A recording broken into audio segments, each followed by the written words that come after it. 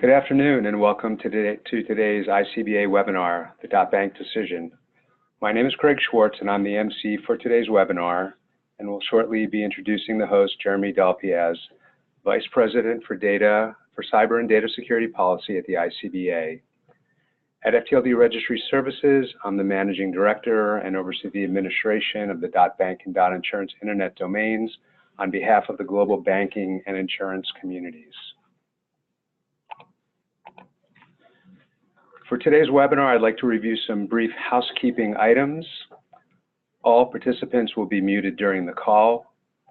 Questions can be asked at any time by hovering over the bottom of your screen to access the Q&A box and entering your question. Questions will be viewable to all participants and can be asked anonymously. You'll also have the option to upvote and comment on other questions. Questions we cannot address in the allotted time today will be answered in follow-up emails. The webinar recording and slides will be made available via email tomorrow and also accessible at the register.bank/learn website. We have a few polling questions that Jeremy will be asking the audience during the call to help educate and inform our discussion. At this point, I'll turn it over to Jeremy to say a few words. Thank you, Craig. Good afternoon. This is Jeremy Delpiaz, Vice President of Cyber and Data Security at ICBA. We certainly appreciate your participation in today's webinar. ICBA is a big supporter of the .bank domain. Before we speak with our guest, we'd like to start by asking our first panelist question to gauge where our audience is in their .bank process. The first question we have on tap today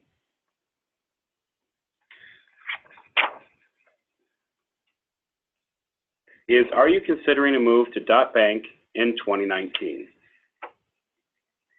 We'll let it run for a little bit to give people time to click on yes or no.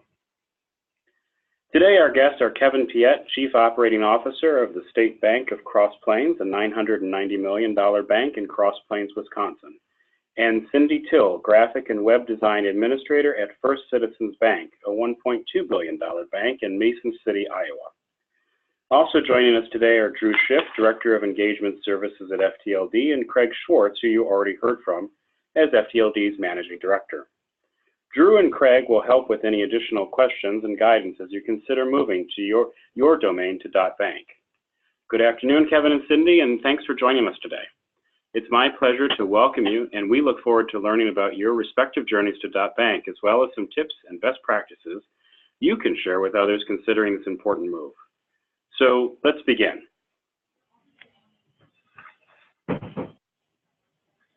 Cindy and Kevin, thinking back to when your banks began considering the move to .bank, what were the reasons and benefits that drove the interest in possibly making the move? Who within your organization was involved in the early conversions? Hi all, this is Cindy. I guess I would have to say we had been thinking about going to .bank for quite a while, and just so happened we were redesigning and updating our website, so we just figured, hey, why don't we just do both at the same time? So that's what we went for. Our operations, IT, and executive management were all involved in this. Kevin? I would add, hi, this is Kevin Piette. We are now an organization that's well over $1 billion in assets, and certainly have off-balance sheet assets of another $700 million, and we're just going through a merger and acquisition right now, which will take us up to that $2 billion mark. The challenge that we had was, as an organization of this size and capacity, we're seeing a lot of cybersecurity issues within the realm, and certainly we're not immune from that. So I think cybersecurity was one of the largest components of managing our day-to-day. It's certainly at the board level, at my level, at the executive level, and it certainly permeates throughout the industry. So I would say that that was probably our biggest consideration. Secondarily, we wanted to work on changing our domain around a bit. We had a extensive naming convention, which is about 14 characters, and we decided that we'd make it easier for our customers. So we kind of, so to speak, killed two birds with one stone at the same time. Thank you for that. And before we ask our next question, I want to ask another poll question. So everyone on the WebEx today, what questions do you or your team have about DotBank? The answers will be visible to you. You can select multiple answers.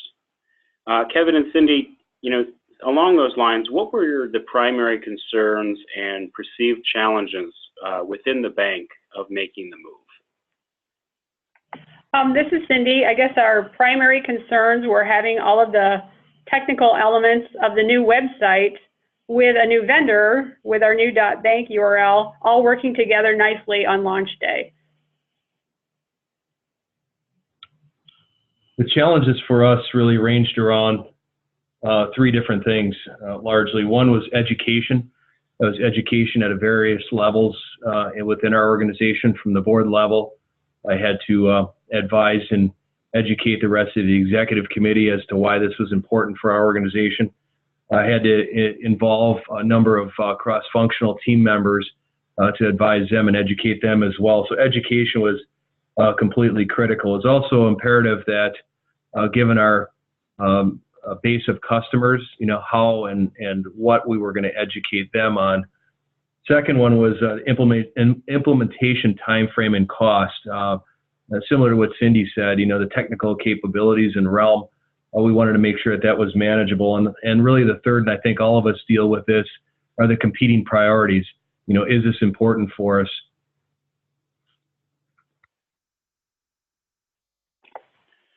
Thank you. And along those competing priorities, maybe Cindy and Kevin, you can speak a little bit more to that. Community banks often have a lot of competing priorities and demands on their resources.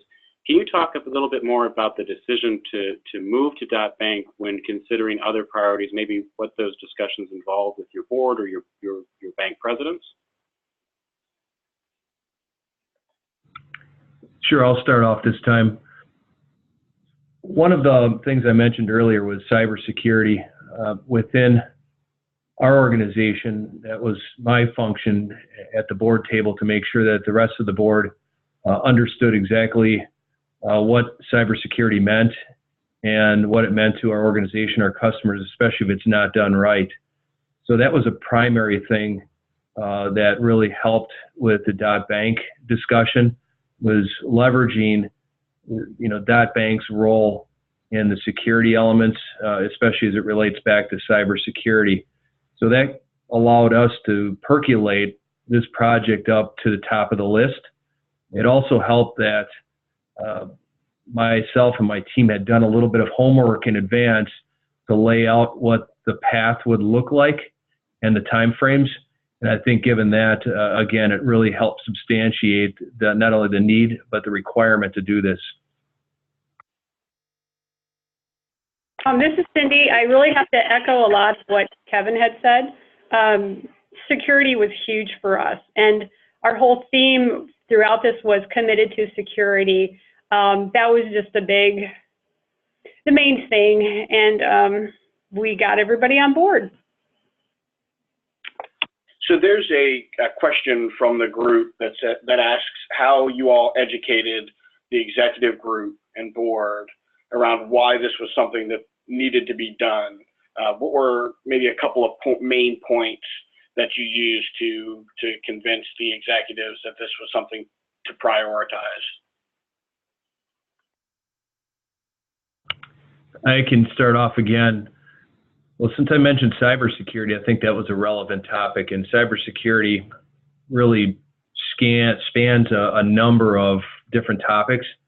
One thing that was tangibly helpful was taking in the number of attacks that we've seen on our organization that we've thwarted, but nonetheless, they were attacks that came in, phishing, spoofing, and the increased incidence of that. If you guys have, I would imagine you have a firewall and some sort of management on the firewall. You can also take a look at what has been blocked and the numbers of things, potentially malicious emails that have been stopped, as well as attacks through the .com site.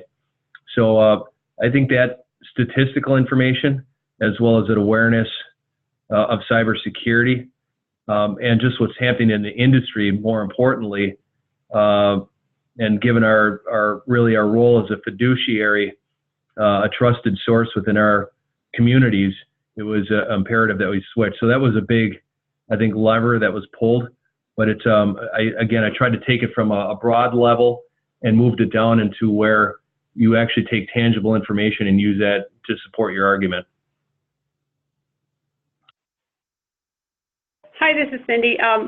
Another factor for us was we wanted to be in our area one of the first financial institutions to be DotBank. We didn't want to be a follower. We kind of wanted to be the leader in this transition. And once again, stressing, we are the bank with the highest security. Cindy, thanks for mentioning that. I've been working on the DotBank issue for a couple of years, and a common concern that I would hear from our community bank members was that, we're not going to do it until the large guys do it. And clearly, you've demonstrated that you don't need a large guy to lead you in that direction. And we thank you for that. Kevin, I have a question for you on the DotBank security requirements. Did you handle those internally, or did you handle it through vendors? And if through vendors, what types, and how long did it take you to set up the DotBank security requirements? Sure, that's if I understand the question, it's threefold or multifold. I'll start off with we actually used kind of a combination of our internal resource. I happen to have a very skilled and capable IT management team, as well as webmaster and marketing team. So a lot of the components were actually handled internally. One of the first steps we did was put together a cross-functional team that included members from across the organization from a variety of departments, but nonetheless, we did most of it internally. It was also imperative that we pulled in a vendor. We used one of our network security vendors. They helped us out quite a bit with certificates and setup. So I think it was paramount there. From a time frame perspective, because we handled this like any other project, again, I mentioned we put together a cross-functional team that ensured, concise communication, but it also had the right skill sets around the table. We started managing that process probably 6-7 weeks out from where we needed to. This is completely foreign to us, moving to a DotBank. So we wanted to make sure we had enough time. I wouldn't say that we worked on it solidly throughout that period. We just wanted to make sure that the combination of the security setup and the requirements, as well as the marketing, took us from kind of the start to finish in a seamless manner. No. So we have a couple of more questions here that are digging a bit deeper into the security side of things. And some of this has been addressed, but I'd like to kind of reemphasize it because security is certainly the main reason that banks are moving today. So Kevin, from your perspective, what is the impact on security, and do you feel like the domain is more secure? Absolutely, 100%. Nothing's completely non-vulnerable. I think in the day and age we live in, you have to take certain security precautions in whatever you do, and certainly there's going to be some that do that better than others. Those that don't do it well will become the most vulnerable. It's always that weakest link that tends to have the greatest issue. The DotBank side of it, I had checked some of the statistics that we had through our side of the IT management. We're still running a .com domain, as well as which we'll talk about later, I'm sure, in this discussion. And we compared it back to the DotBank, and just the number of quarantined emails and attacks that we've seen on the DotBank name is virtually non-existent in comparison to what we see on the .com side or have seen on the .com side. So we've been in the DotBank side of it now for just coming on to a year. So it gives you a pretty good understanding that the DotBank domain and that move was actually a prudent measure to making us less vulnerable. Great, thanks so much for that, Kevin. And this is Drew from FTLD. I just want to add just a little bit of more basic color as to the workings of DotBank and why it provides this kind of extra security.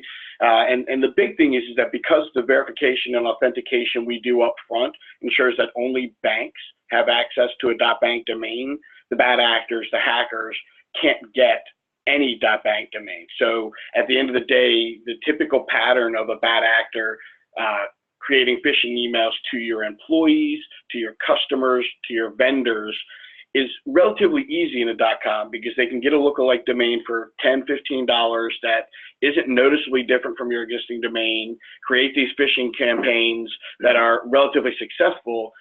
There's statistics from the FBI that show that 92+% of all breaches last year came through phishing emails. So to be able to take that vector away by creating this .bank domain, it makes it possible so that you can literally tell your employees, your customers, and your vendors, when an email comes from us, it will always end in .bank. And that way, when phishing continues from .com, .net, .biz, any of these openly available domains, it will be easier for, again, employees, customers, and vendors to just ignore them wholesale and only respond and react to emails that come from .bank.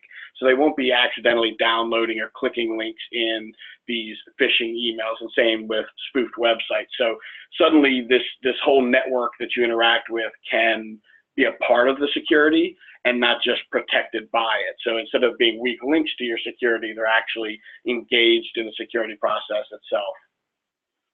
Thanks, Drew. That's actually a really good segue to our next question. Cindy, how did you handle educating your employees and customers about the move? And when did you start messaging to your stakeholders? Perhaps you can talk a little bit about what he just mentioned.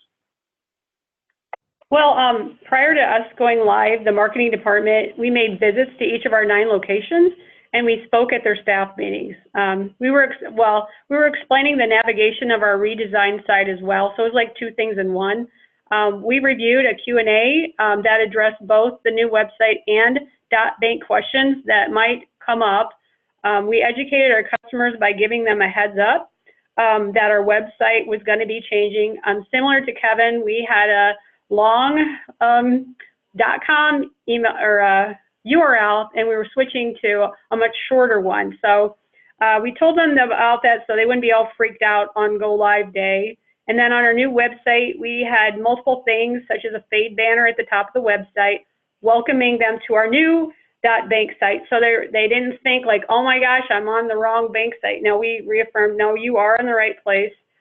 We even had a blog, why did first citizens make the move to myfcb.bank? We had a video actually featuring one of our IT security experts talking about .bank. And, our stakeholders, they were kept in the loop on all of this while it was going on throughout the phases of our new website creation and the switch to .bank. Great. Thank you so much, Cindy. A couple of really quick questions that I want to address because they're coming in at the same time, and it's around spoofing. Can .bank email be spoofed? Is there such a thing as spoofing of a domain address? And absolutely. So in any email, whether it's .com or .bank, if you don't put in the right kinds of protection, a website address or an email address can be spoofed. And so you'll actually see in our security requirements that one of our 6 requirements is to have DMARC and either SPF or DKIM, or both SPF and DKIM in place. And it's those email authentication security requirements that actually prevent spoofing from outside, so that someone can't take a Hotmail or a Yahoo or Gmail account and make it look like your .bank account, because you'll have DMARC and SPF set up that tells internet service providers and email providers who is allowed to send email on your behalf. So when their IP address isn't listed in your SPF record, it'll prevent them from sending. So yes, all domains and all websites are spoofable, but no, because we require SPF and DMARC to be in place, your specific domain will not be. And so that's why it's a requirement, and that's why we monitor for compliance against those. So I think let's continue on, and we'll continue to get to your questions. Please keep sending them. Lots of great questions. All right, so Cindy, then Kevin, I want to ask you this question. So one thing we hear a lot about is potential customer confusion, and we've touched on it already. But what feedback if any, did you have from your customers after making the transition to DotBank? This is Cindy. We found it really was a non-issue. If customers went to our old website, they were automatically redirected to our new .bank website. It took a little bit for them to get used to the much shorter URL, but over time, it was good. No complaints, really. Nothing that really stood out as being a problem. Kevin? I would echo that. I think it was, I hate to make it seem fairly trivial, but it was because of, I think, the setup process and the preparation that was done, and we explained some of that a few minutes ago. Really, the whole thing was a non-event with customers. But I think it started with having a cross-functional team that was involved, and they also acted as communication mechanisms internally, having a really thorough and well-communicated plan both internally and externally to customers really led up to that non-event. So as far as challenges, sure, we got calls, but most of it was just making sure that this is legitimate, because there's a few that didn't read the communications or hear the communications you put out. So with other cybersecurity and fraud type of education we've done, they've most appropriately called in and said, is this legitimate? Is this email I'm getting from somebody at .bank legitimate? Or, is your website, now I'm being redirected to this, is this legitimate? So I think they were good questions, but very few of them. Great, thank you so much. And I'm going to jump on a couple of more questions here, just because I'm sure they're very common for us. One is around disruption from organic search results and current links. And fortunately, that is very simply handled. Our banks, when they make the move over to .bank, they use what's called a 301 permanent redirect from their .com or their existing website to their new .bank site.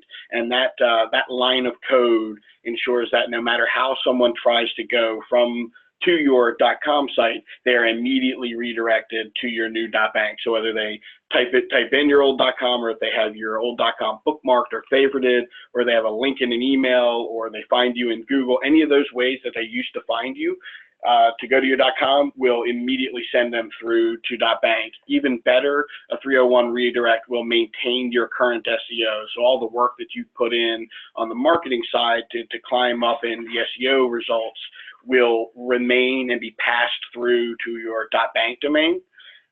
So no issues in disruption to organic or existing links. And we'll go ahead and continue on with our questions for Cindy and Kevin. Kevin, what advice do you have for banks setting up the .bank security requirements?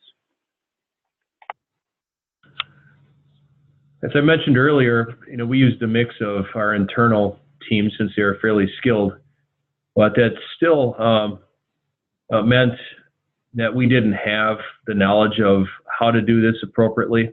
And when you're setting up the security requirements, as it was alluded to, there's quite a bit that goes into that, and using a third party to do that, I think, is prudent to really make this work well. So the challenges come into really understanding a list of those vendors, those subscriptions that you have, that sort of stuff, making sure you have that concisely up front, but then leveraging that vendor to make changes to the MX records, or at least suggest change that could be made to those MX records and the SPF records and DMARC. I think that is probably one of the most critical.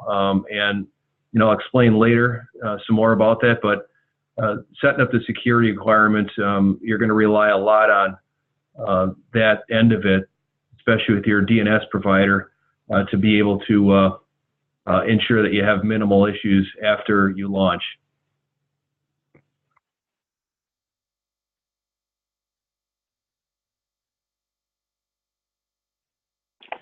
So another good question from everyone listening is around switching email and website, and how did you time that? So we certainly have some advice from FTLD side, but I'd love to hear, when you all made the transition, did you transition email and website at the same time? Did you stagger them somehow? How did you approach This is Cindy. We decided to stagger it. We had a lot going on with a whole new website, going to DotBank. We just didn't want all that at once. So we had a little bit of a stagger. Our IT department, it gave them a little bit of a breather to get all of our employees switched over to the whole DotBank thing. So we found for us, it helped to stagger it. We also did that. We also staggered our implementation so that we had our website go live first.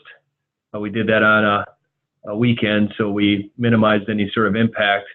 And then later on, within that next week, we started the switch over on our email side of things. So it was kind of a calculated approach. Again, if you can try to minimize potential issue, that staggering really helps with, I think, the seamlessness of the rollout.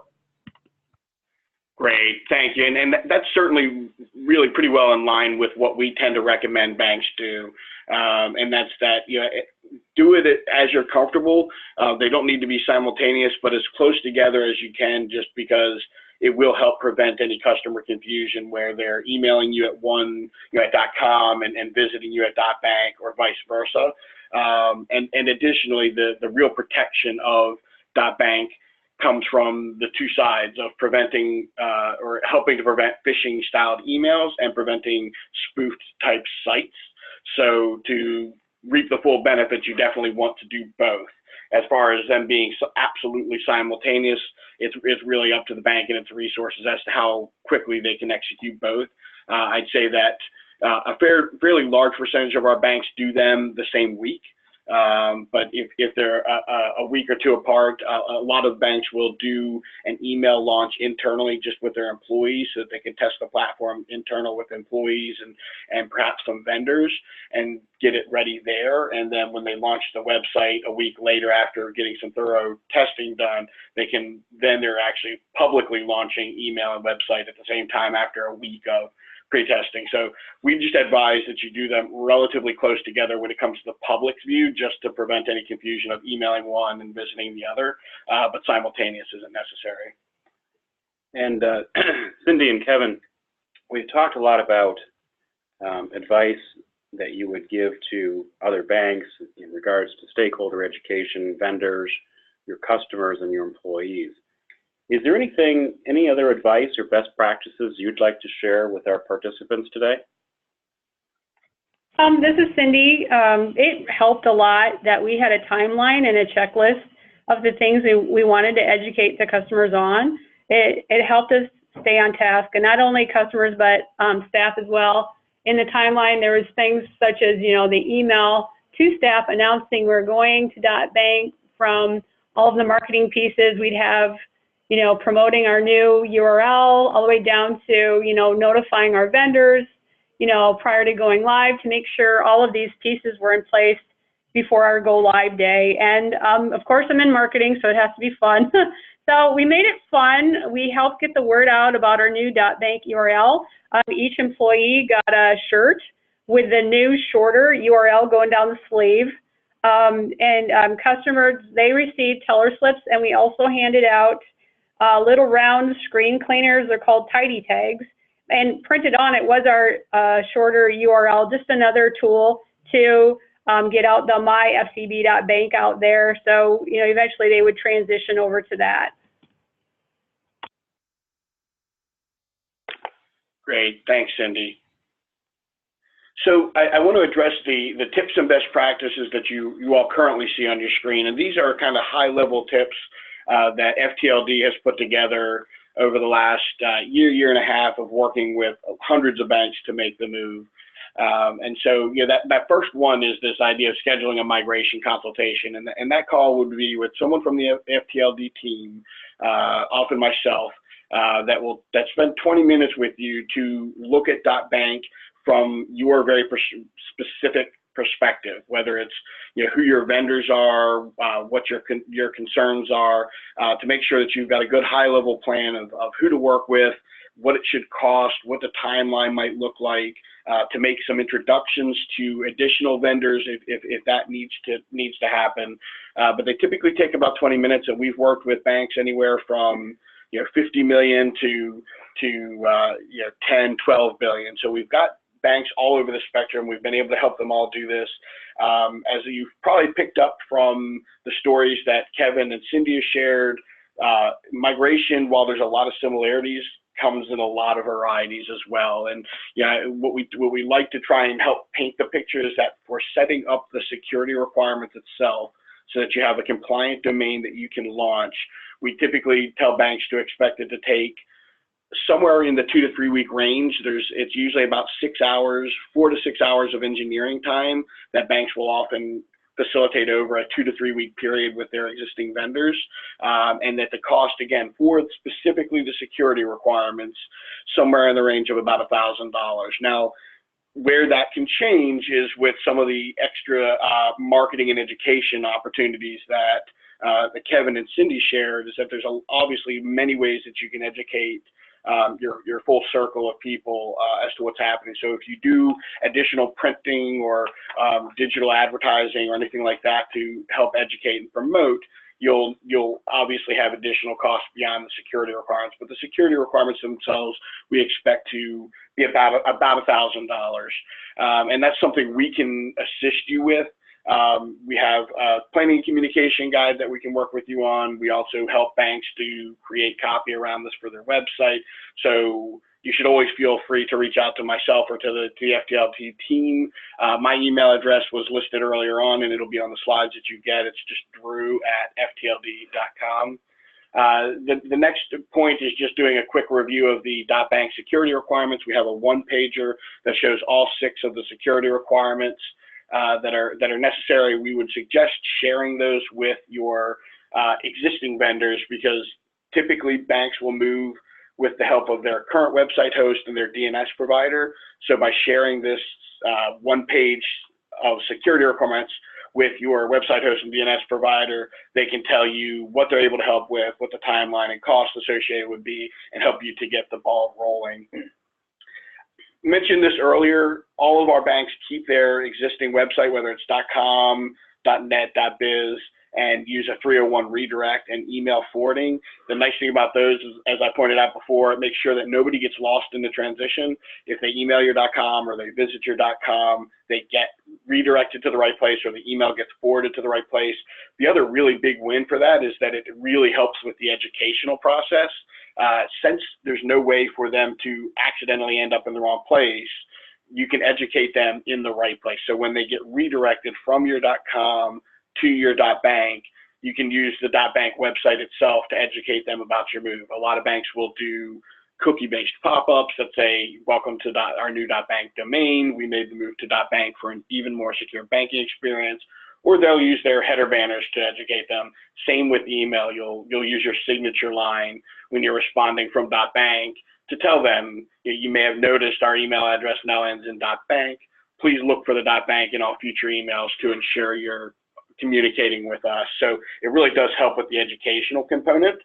And then finally is the planning and communication guide that I referenced before, which has a lot of really nice templates that you can use, whether it's for email or blogs or printed pieces to educate your board of directors, your employees, your customers, your vendors. So definitely recommend taking a look at that. And if there's anything that you need from a PR perspective, or if you're working with a newspaper or anything like that, we've definitely helped a lot of banks create content for that as well. So there's now one final poll that we would like to have you guys submit your answers to, and that is around this first tip, which is having a migration session with us. And so we're going to throw that poll up now. It's free of charge to help you kind of evaluate what .bank would look like to you, create a high-level plan, share with you our guides and our tools. So please submit your answers to this final poll. And Drew, while we wait for some of those results to come in and folks to fill that out, do we have any more questions for Kevin and Cindy?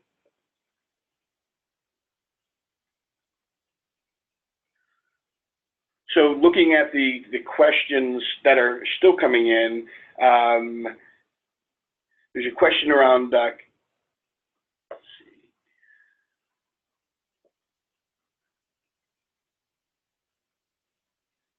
These are real-time questions that we're reviewing. Give us just a moment here. So there's a common question here around how many banks in transition, and we are approaching 500 banks now. That number is rapidly increasing as of, I'd say, the last 3-4 months. We're seeing far more banks moving now. That I think it's a combination of things. One that Cindy mentioned earlier, which is that there were a lot of banks who just wanted to feel comfortable that more were moving. And so as we've approached 500, as we go to various state association meetings, we're hearing from more banks that they're seeing banks in their community move. So that's helped drive the needle up a good bit. But I'd say that the majority of the banks that move now tell us it's because they're seeing either an increase in phishing in their bank or in community banks around them. And that is really what's driving the needle the most, is that they want a simpler solution or a simpler layer against this phishing and spoofing that's occurring. So yeah, we're approaching 500 now.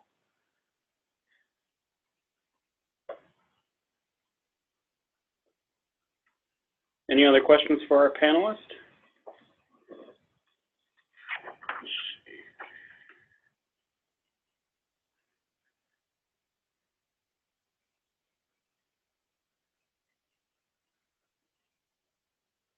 I have a question for our panelists. Did your core help with your transition to DotBank?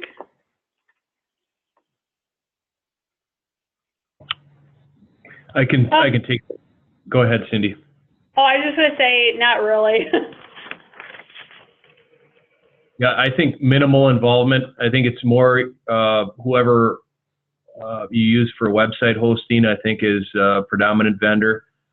Another tip on best practices I wanted to mention that I think really helped us.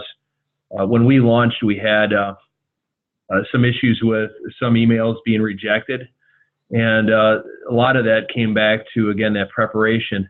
And kind of in hindsight, a thing that was a tremendous help for us in ensuring that some of these email rejects were eliminated or reduced was to use MX Toolbox.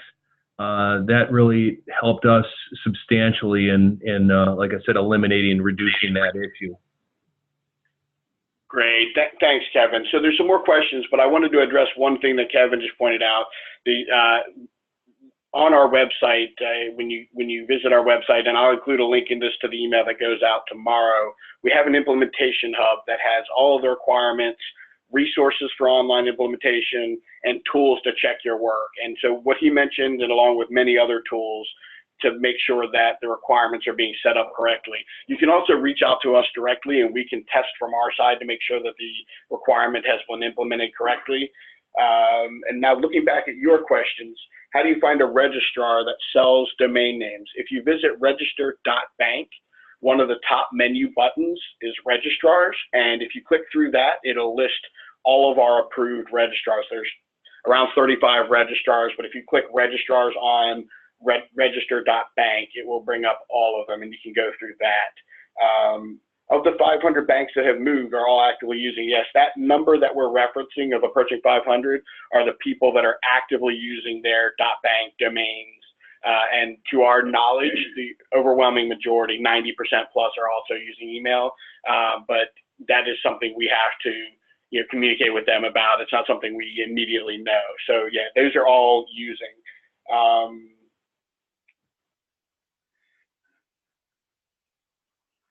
So there's a statement here around owning a .bank but not implementing security. So those would, if that's a reference to the 500, and it looks like it is, no, those 500 are the ones who are using and have implemented security. So that 500 that we're referencing is actively using and has security in place. Remember, if you scroll down to the bottom and hover over Q&A, you can click in there and ask any additional questions. We'll give it a few more moments to see if other questions come in. So Kevin and Cindy, let me ask another question while we wait for some more questions. Why do you think more banks haven't yet moved over to DotBank? This is Cindy. Perhaps it's a matter of timing. With us, we timed it with our redesign, so maybe they might be in the same boat that we were in. I would echo that. I think if you look at it, large banks have largely all switched over. We're a larger bank, and certainly I'm starting to see many more of banks our size and greater start making that move for a lot of the same concerns. I think the predominant challenge, again, is competing priorities and really education on this. So once you get to that level, again, the process isn't too difficult. FTLD lays out, as they mentioned, a really nice playbook, I'll call it, that you can follow. And then taking some of the other stuff that we mentioned from actual experience, it really should be a non-event. So you're going to see a lot more organizations start moving this direction. Certainly in the circles I run, you're hearing more and more of that.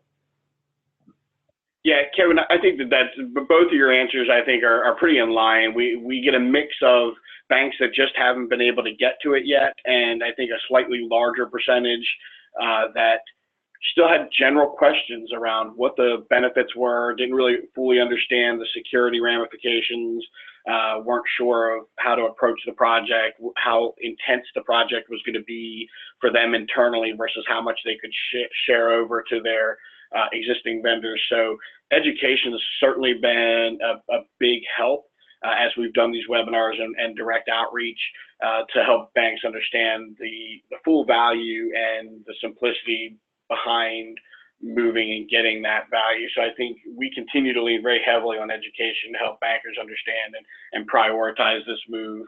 And that seems to have helped trigger a lot of the volume we're seeing now. So there's one more question. So there's a question around a security audit and whether or not DotBank domains go through a security audit on an annual basis. And while there's not a technical singular annual audit, we do have kind of two things that are relevant to that. We do every single year verify the bank that owns the domain and the registrant associated with that domain. So every year we will connect with your bank to ensure that all of the information that we have on record for the bank is still accurate, that the registrant that is associated, the contact that is associated with the domain and the management of the domain is still the right person for us to be in contact with, and that the bank is still licensed and active and regulated. So we do verify the domain itself every year. As far as the security goes, we actually monitor the full domain, the full .bank top level domain. So you'll see every day we actually scan against the domain to see who's compliant and who's not. And we contact banks who aren't compliant with all 6 requirements to help them get back into compliance. So from a security perspective, it's not once a year, it's actually ongoing, and we'll notify you. And a lot of banks really like it because we'll tend to be the first person that will notify them when a security measure on their site is down.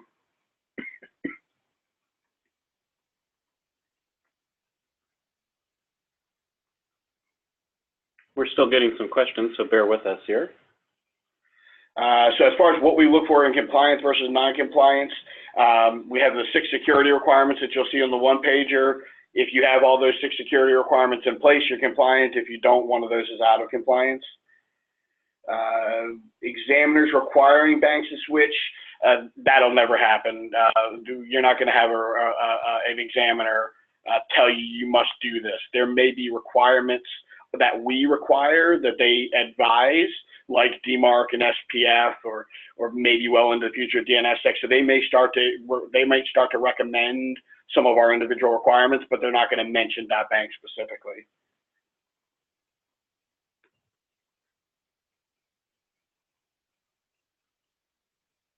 As far as having other websites tied to yours, that's just fine. There's no issue in linking out to them or them linking in. They do not need to be all in .bank as well.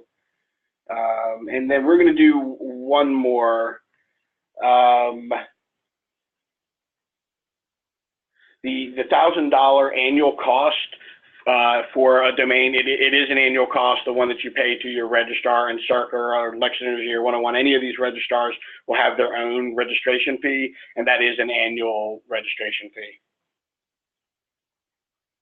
And that does bring it to a wrap for all the questions that we've received so far. If you want to submit any additional questions to us, you can always submit them directly to drew@ftld.com, and we'll be more than happy to answer. All right. Well, thank you very much, Drew, and thank you, Kevin and Cindy. We're at the end of our webinar today, and we appreciate you taking the time to listen in and hear about the experiences of two banks that have gone through the DotBank transition. And you can look for an email from Craig Schwartz from FTLD with a link to the recording and the slide deck. Thank you again for participating today. We hope that this has been educational for you and useful. Thanks again.